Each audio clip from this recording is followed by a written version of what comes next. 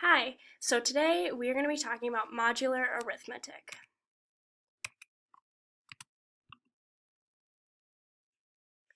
First, we are going to figure out how to solve a linear congruence. This is ax plus b is congruent to c. So, in mod 4, we're going to do the equation 3x plus 2 is congruent to 7. So, just as normal algebra goes, we're going to subtract 2 from the left side and subtract 2 from the right side, and that will be 3x is congruent to 5. However, 5 is not divisible by 3, so there is no solution. But if we do the 5 plus the mod, which is 4, that is equal to 9, or is congruent to 9. And 5 is congruent to 9 in mod 4. So now we have 3x is congruent to 9, and 9 is divisible by 3, so now we have a solution or congruence for x. Another example. Now we're going to do mod 9. 8x minus 2 is congruent to 8. So first we add 2 to the left side and add 2 to the right side. Now we have 8x is congruent to 10. Again, 10 isn't divisible by 8. So we're going to take 10 and we're going to add the mod, and that's 19. But 19 still isn't divisible by 8, so we have to repeat this step again. So we're going to add 9 again, and again, and again, and again, and again, until we get a number that's divisible by 8. Now we have 8x is congruent to 64, and 64 divided by 8 is 8, so now we have a solution. X is congruent to 8. Pretty easy. Now, moving on to our next problem, we're going to talk about justifying and deriving divisibility tricks in a base other than 10. Since base 10 is what we usually do, we're going to use base 4. So what I first started to do was I listed the numbers up to 20 in base 4. 1, 2, 3, 10. 10 represents a 4 in the tens place and 0. So that is 4. Then the next one is 4 plus 1, which is 5. 4 plus 2, which is 6. 4 plus 3, 7. And then 8, 4 times 2, 8. And so forth. So on and so forth. Then, after that, I underline the numbers in base 4 that are divisible by 2.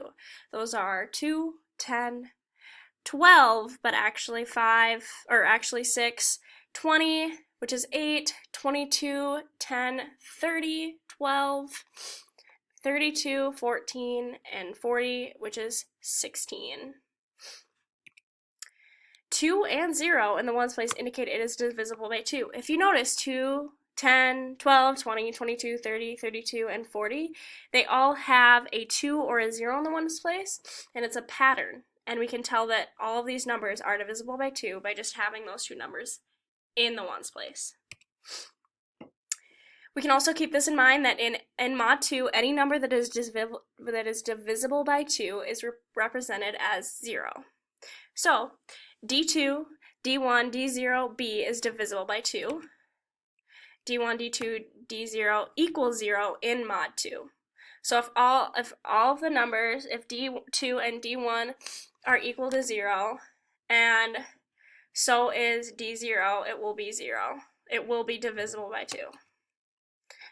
As you can see here, yep, so 0 plus d0, and that's congruent to 0, which is divisible by 2 in mod 2.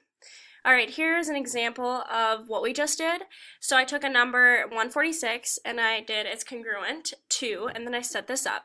I did 1 times b to the 2, which in our case we're using base 4, so we have 4 to the 2, and then we have plus 4, since 4 is in the tens place,